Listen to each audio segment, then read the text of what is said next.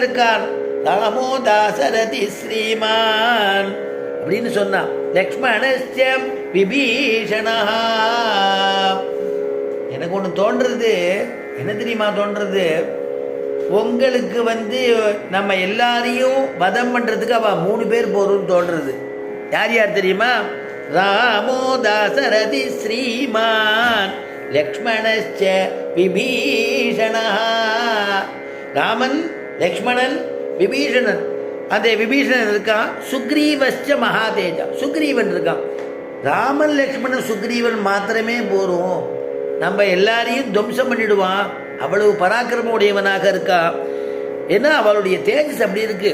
சுக்ரீவஸ்ச மகாதேஜா மகேந்திரம் சமவிக்ரமஹா ஏதே சக்தாக புரீம் லங்காம் சப்ராகாராம் சதோரணாம் அப்படின்னா.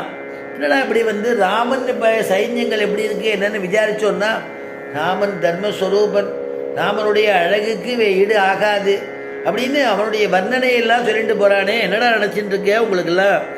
இவள் 3 பேரும் போகிறோம் துவம்சம் பண்ணுறதுக்கு, அப்படி இல்லை அவள் பலத்தை பற்றி சொல்கிறையே. என்ன பார்த்துட்டு வந்தேன், உனக்கு வெக்கமா இல்லையாடா? அவளை பார்த்து பெருமையை சொல்கிறையே. நான் பெருமையாக கேட்டேன். அவள் சத்ருக்களில் எப்படின்னு சொல்லுன்னா இப்படி சொல்கிறையேன்னு. அதான் வால்மீகி எழுதி வச்சார். ரிபூணாமபி வத்சலஹா. ரிபூணாமபி வத்சலஹான்னா ராமனை கொண்டாடக்கூடியவா மகரிஷிகள் மாத்திரம் இல்லை, பாகவதால் மாத்திரம் இல்லை, எவ்வளவு புண்ணியாத்மாக்கள் உள்ளவா மட்டுமில்லை, பக்தர்கள் மட்டுமில்லை, பக்தர்களும் இல்லை, எல்லாருமே கொண்டாடுவா.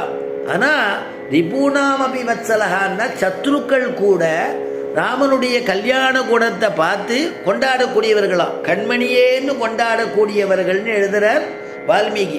ரிபூணாமபி வத்சலஹா அப்படின்னு. அதுக்கு அப்படியே நடக்கிறது. இவன் கொண்டாடுறாள். ராமனை போய் அவனை போய் பார்த்துட்டு வான்னா ராமனுடைய அழகை பார்க்குறா, எப்பேற்பட்டதான தேஜஸ்ங்கிறா. அவள் 3 பேருமே போகிறோம், நம்மளாம் துவம்சம் பண்ணிவிடுவா, அவளுக்கு அவ்வளோ பலம் படைத்தவனாக இருக்கான்னு சொல்கிறா, பலத்தை பற்றி சொல்கிறா. அப்படின்னு உடனே ராவணனுக்கு கோபம் உங்களுக்கெல்லாம் வெட்கமா இல்லையா? அவனுடைய பெருமையை சொல்கிறதுக்காக போயிட்டு வந்தேள், அவனை பலத்தை சொல்லிடான்னா எதையோ சொல்லிட்டு இருக்கேளே. பரவாயில்ல, இந்த மாதிரி நீங்கள் சொன்னதுக்கே ஒன்று நான் கொண்டு இருக்கணும், வதம் பண்ணியிருக்கணும். போனால் போகிறது, இத்தனை காலம் நீங்கள் இங்கே வேலை பண்ணிட்டு இருந்தேள், அதனால் உங்களுடைய வேலைக்காக இவ்வளவு நாள் இருந்தேளேங்கிறதுக்காக போனால் போகிறதுன்னு விட்டு வைக்கிறேன் அப்படின்னு ரொம்ப கோபம் வந்துடுத்து. கோபத்தோடு பேசினோடனே சரி, இப்போது அவள் எங்கே தங்கியிருக்கான்னா சுவேல பர்வதம், சுவேலமலை மேலே தான் இருக்கா. சரி வா, யார் யார் என்ன ஏதுன்னு காட்டு. மலை மேலே தானே இருக்கா, நம்முடைய மாடிக்கு போகலாம். நம்ம உப்பரிக்கே அவ்வளவு தூரம் இருக்கும். அப்படி இருக்கான் ராவணனுடைய இதான அரண்மனையில் உப்பரிக்கை எவ்வளவு தூரம் அவ்வளவு உயரம் இருக்கோ அதே உயரம் சுவேத மலையில் இறங்கினதான சக்கரவர்த்தி திருமகன் முகாமிட்டிருக்கிறானே அந்த இடத்தினுடைய மலையும் 2 சமமாக இருக்கான். இங்கேருந்து அவளை பார்க்கலாமா, அங்கேருந்து இவளை பார்க்கலாமா, அந்த அளவு உயரம் இருக்கான். அதனால் கிடுகிடுந்து அங்கே அடைச்சின்னு போகிறான். சுகசாரணர்கள் 2 பேரையும்.